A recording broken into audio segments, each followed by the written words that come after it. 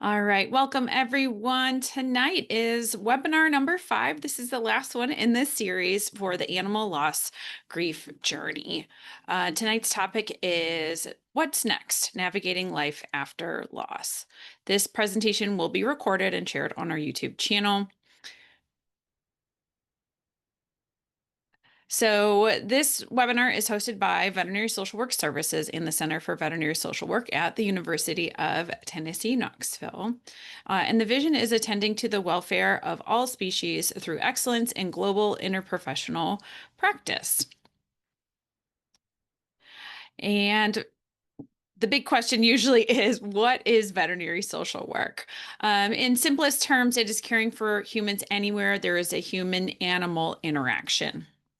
So that is anyone here this evening. It's pet owners, it's veterinary professionals, animal welfare workers, student aquarium workers, farmers, lab workers, really anywhere you could, researchers. People out in the field. So many places where we are interacting with animals. So the veterinary social work program at University of Tennessee is actually a collaboration between the College of Veterinary Medicine and the College of Social Work. There are several certificates that are available. One is one that I just completed during my Master of Social Work or Master of Science in Social Work, as well as a postgraduate certificate. And that is available for social workers or anyone who is a mental health professional. And there is also a veterinary human support certificate, and that is geared towards those in the animal world that really want to learn more about veterinary social work and the human side of the equation. So all of those resources can be found on our website. And when we think about what social workers do, at the end of the day, social workers support individuals, families, communities, and society. So we talk about that in the micro, meso, and macro lenses, as you can see, kind of the different areas of the circle here.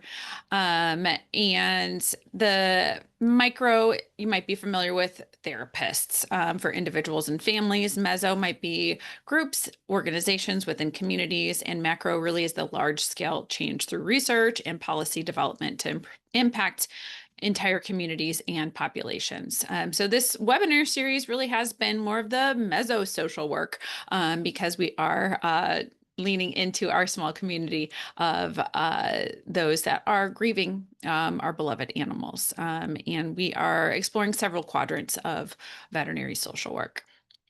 So if you haven't caught any of the other videos yet, this is me, and this is an updated picture because I just graduated. So I have my MSSW and now the Veterinary Social Work Certificate.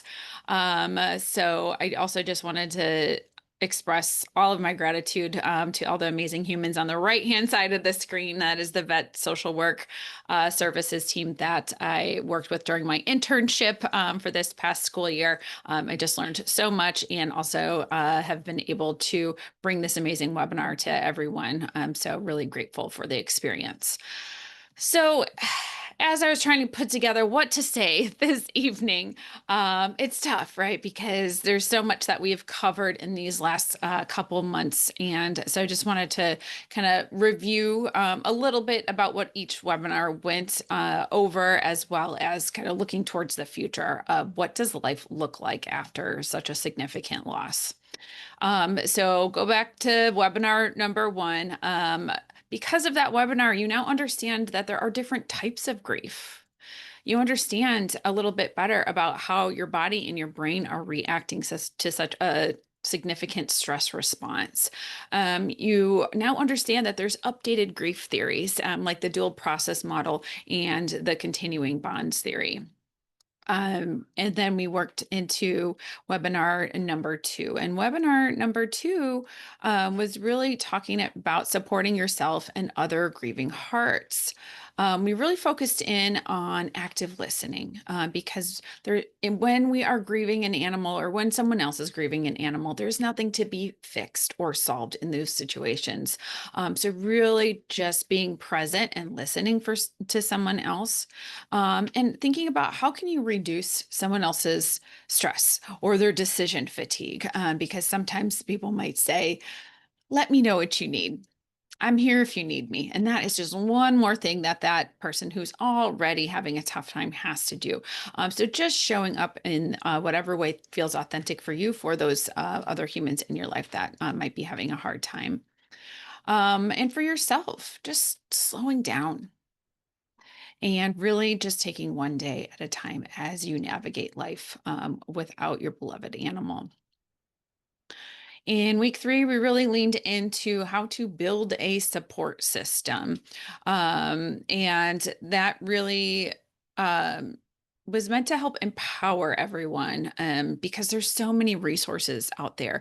I mean, even the last couple of years, and you think about 10, 15 years ago, the amount of resources that are out in the world because of veterinary social work, because of individuals that have this lived experience that want to support others is just amazing. So really empowering yourselves to change the narrative of what your grief journey could look like, and not being afraid to test the waters and try things out and see what is going to be the best fit for you as an individual. And we also talked about the different types of support out there because there is actual therapists and licensed clinicians, and then there's peer support groups as well as support groups. So just learning the differences, so you can really fine tune what exactly you need, because maybe you need community and a group might feel better for you, or you really want specific guidance and support on how to support yourself. That might be, and think about how your lived experiences are affecting how you are processing your grief. That might be better suited for a therapist. So just understanding those differences to find the best tool for the job for you in this moment. Webinar 4, we really dove into creative and healing ways to memorialize your animals. And there was a lot there, I know. And I think really the take home message for that is that it's a very personal topic. And what feels supportive varies from person to person, even for you as an individual. What feels supportive and helpful on one day, like looking at pictures or keeping items around, might not feel supportive the next day. And just allowing yourself that freedom to feel all of the feelings, and just navigating forward, meeting your needs, sometimes on a minute by minute or hour by hour or day by day, and being able to pivot as you need to. Because grief really is a natural reaction to loss. Everything that you are experience is normal and natural. Having emotions is part of being a human and part of being a mammal. And these are all reactions to our environment and everything that you are processing and going through. And just reminding yourself that in so many ways, we feel unprepared or we feel like we didn't have any choice in the loss, and trying to infuse some choice and control moving forward can really be empowering for you. So what does that look like, right? That could be, what do you eat?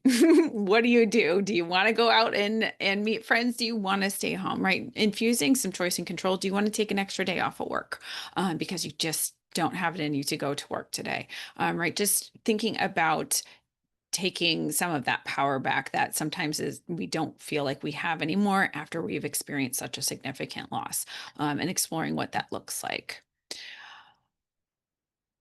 I really love this. And this is from Lois Tonkin. And I think it's just such a simple yet beautiful reminder, because I think so many people that I have spoken to, and heard so many stories, is as we try to traverse forward, as we try to navigate life after a loss, sometimes we get confused with, if I am not sad, then I don't miss them anymore. And it's not always the case. There's ways that we can honor and still bring the memories of those loved ones with us forward without having to feel so sad and heavy all of the time.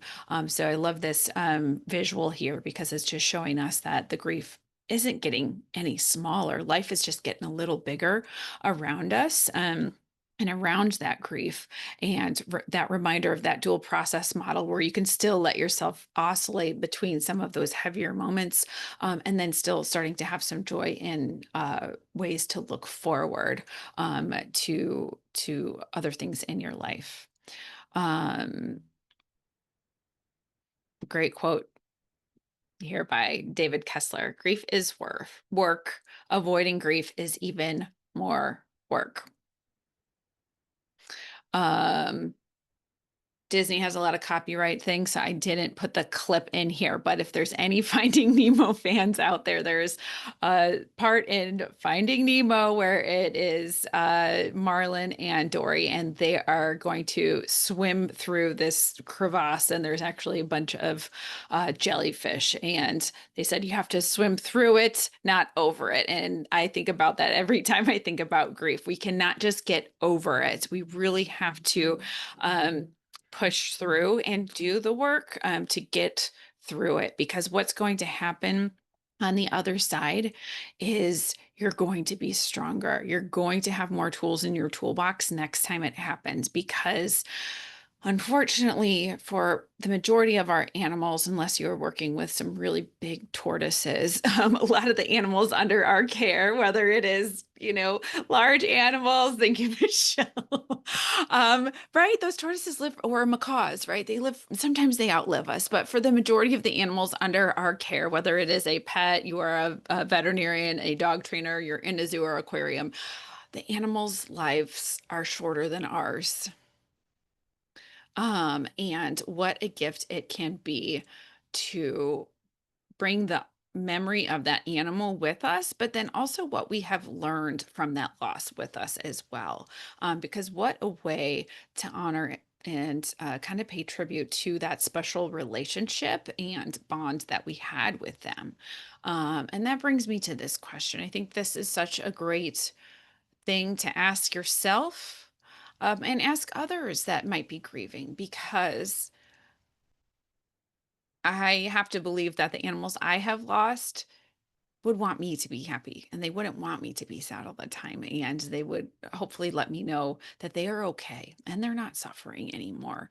Um, and again, just that learning that we're experiencing through processing our grief can be such a beautiful way to remember and honor those animals that we've lost. And just remembering that, knowing and having those relationships with those animals is such a gift. And what a gift it is to be able to carry them through, in our hearts as well.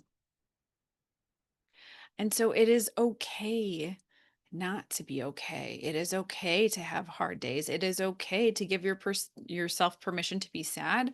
And as we have talked about, still to the general public, animal loss grief really is disenfranchised grief, meaning not everyone really understands or accepts it. So I invite you to find your tribe, find your community that does understand it, and feel okay asking for help, because you don't have to do this alone. There's an entire profession, a subset of social workers that do extra work and get extra certifications and continue education and get all these amazing things to help you to learn how to support you in the best way that we can.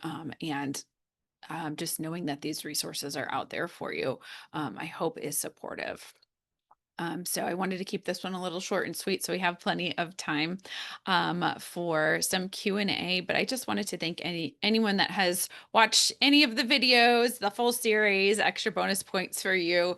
And as we were talking about how to support others, right? We want to try to say be authentic with how you're responding to them. But sometimes inserting some resources can be a nice gesture. Maybe they're not going to watch the videos right away, but as you're maybe on social media and scrolling through the comments, I'm so sorry for your loss.